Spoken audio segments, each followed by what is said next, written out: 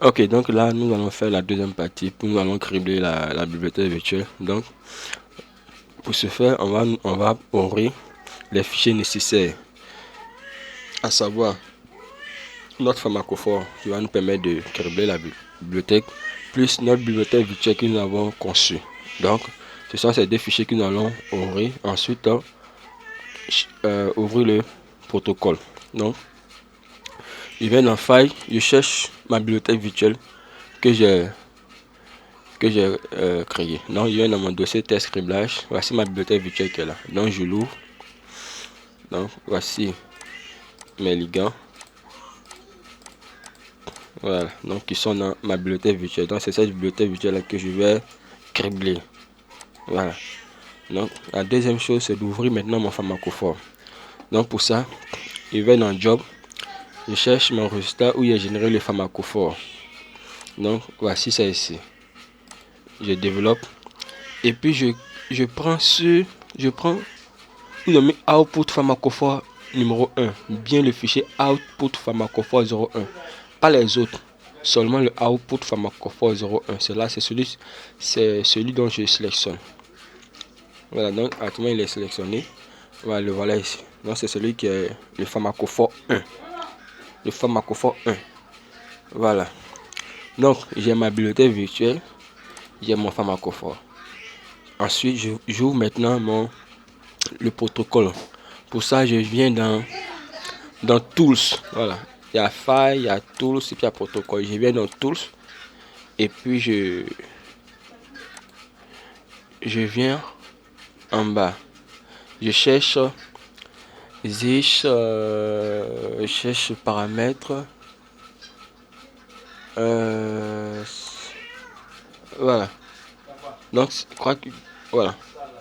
Donc, donc là, vous vous placez dans Small Molecule et puis vous cliquez sur Tools. Voilà. Small Molecule.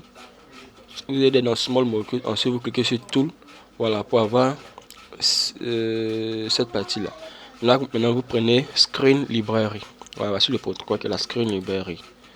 Voilà, donc voici le protocole qui est là, que je vais essayer de réduire ici. Voilà. Mais néanmoins, si vous n'arrivez pas à trouver le protocole, dans la barre de recherche ici, vous pouvez taper Screen. Donc, si vous tapez Screen, Screen,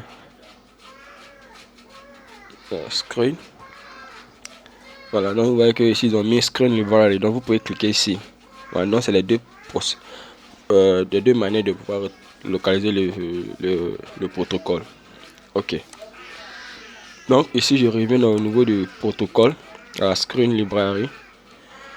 Dans la partie où ils ont mis Input Pharmacophore.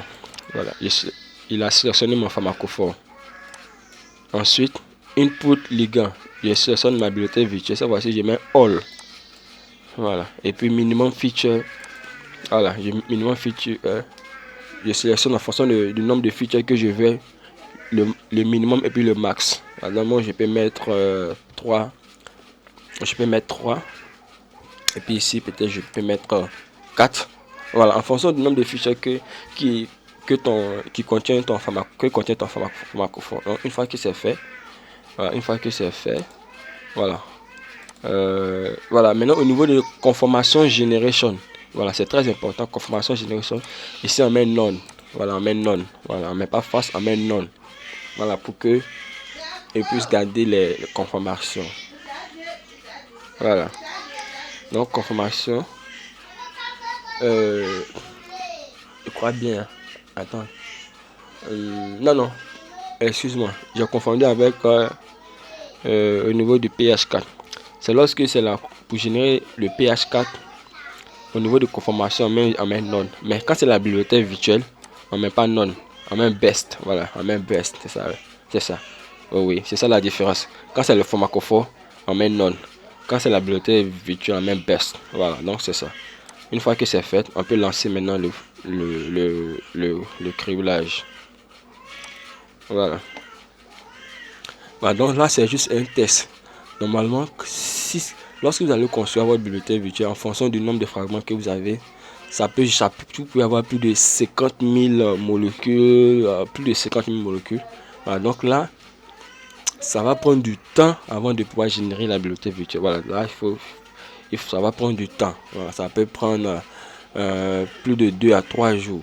Voilà, ça peut prendre du temps en tout cas, en fonction de la performance de vos ordinateurs, de ton ordinateur. C'est pourquoi le criblage, on le lance sur des serveurs, voilà, qui ont beaucoup de cœur. Moi, ma machine comme ça, voilà, elle a plusieurs cœurs. Voilà, elle a plusieurs cœurs. Donc voilà, donc ça va prendre quand même un peu de temps. Voilà, quand vous allez lancer chez vous, ça va prendre un peu, quand même pas mal de temps. Voilà, pour pouvoir afficher les résultats. Donc là, vous voyez que la machine est en train de tourner.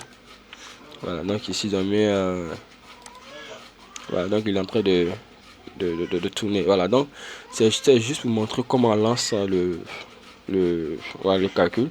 Voilà, donc là, je vais pas attendre les résultats, je vais arrêter parce que pour ne pas allonger la vidéo, ou bien soit je mets pause à la vidéo et quand les résultats vont sortir, on va continuer. Donc je vais mettre pause à la vidéo.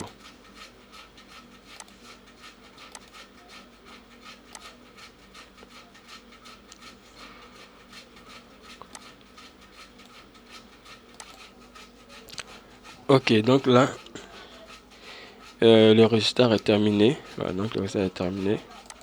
Voilà, on va ouvrir le fichier. Encore report.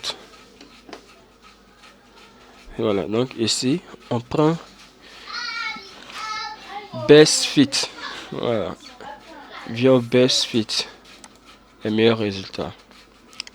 Maintenant, voici ce qui s'aligne dans le modèle de pharmacophore. Voilà.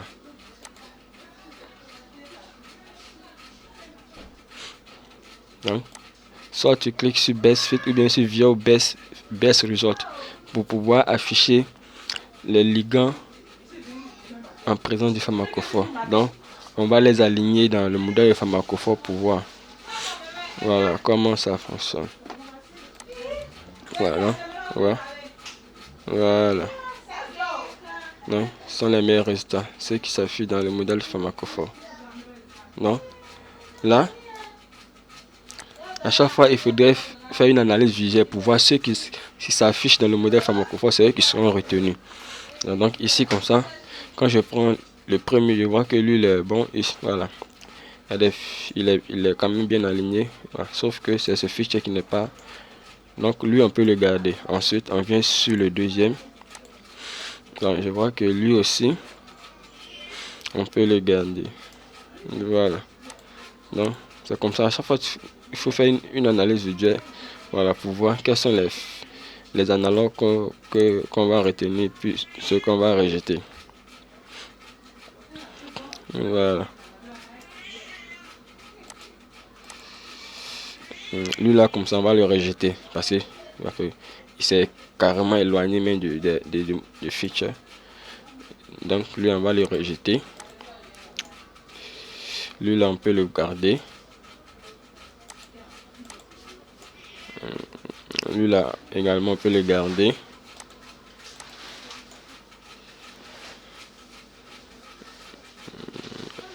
Lui là aussi, on peut le garder. Lui, on peut le rejeter. Lui, on peut le rejeter.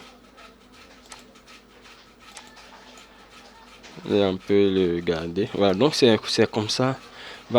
Il faudra analyser les résultats pour voir ceux qui arrivent à s'aligner dans le modèle de pharmacophore, hein, en fonction des fichiers, des fonctionnalités. Donc, c'est en fonction de ça que tu vas juger pour voir si cet analogue là il est bon ou pas. Dans ce sens, analogue là, une fois que tu auras fini de faire la sélection, voilà, puisque il faudrait que je puisse signifier une chose, c'est-à-dire que quand vous allez lancer le criblage, ça va prendre un peu de temps. Donc déjà, quand vous allez finir de générer la bibliothèque virtuelle, c'est-à-dire cette bibliothèque virtuelle, quand vous avez fini de générer cette bibliothèque, il y aura, comme j'ai dit, plus de 50 000 ligands, voilà, en fonction du nombre de fragments que vous avez. Voilà. Donc là maintenant, pour pouvoir faire le criblage virtuel, si vous lancez tout en même temps, voilà, comme j'ai dit, ça va prendre du temps. ça peut prendre du temps, ça peut planter votre ordinateur. Donc, ce que je recommande, c'est-à-dire que c'est de sectionner le fichier bibliothèque virtuelle en plusieurs parties. Ouais, non. Vous pouvez les découper par ordre de 100 ou bien 200 ou bien 300. Voilà. Et c'est ça que c'est. Chaque partie, vous allez cribler en fonction du nombre de pharmacophores que vous allez juger bon qui vont s'aligner dans les fichiers. Et vous les sélectionnez, vous les mettez dans un autre fichier, donc ainsi de suite. Donc je prends un exemple. Si j'ai ma bibliothèque virtuelle qui contient 10 000 ligas. 10 000 ligas. Donc je vais sélectionner ces 10 000 là. Ouais. Je vais prendre moins 200 ligas. Donc ma bibliothèque, je vais couper en plusieurs fichiers. De 200. Et c'est dans chaque fichier qui contient 200 ligas que je vais cribler avec le pharmacophore. Et puis les résultats que je retiens, je les mets dans un autre fichier. Ainsi de suite jusqu'à ce que je puisse atteindre les 10 000. Ouais, donc ici comme ça j'ai ma bibliothèque virtuelle qui est là. Voilà, donc je peux déjà prendre les ligands qui sont au devant ici pour constituer un premier fichier. Ici moi j'ai dans mon fichier bibliothèque j'ai 9 ligands. Donc je peux découper par vague de 3. Donc déjà pour faire, je sélectionne. Voilà. Je sélectionne. Ou bien soit vous sélectionnez directement à partir d'ici. Voilà. Vous pouvez sélectionner à partir d'ici. Voilà.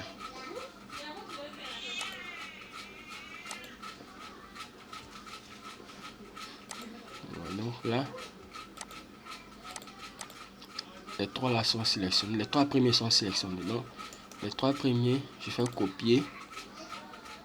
C'est juste pour vous montrer quoi. Voilà. Je copie les trois. Et puis je viens, je forme un nouveau fichier ici. Je colle ces trois là dedans. Voilà, donc c'est comme ça que vous allez faire si vous avez une bibliothèque virtuelle qui est constituée de plusieurs molécules.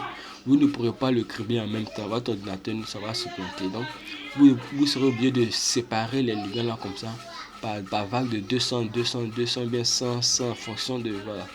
Et puis vous allez cribler ainsi de suite pour retenir les meilleurs analogues. Donc c'est un peu ça.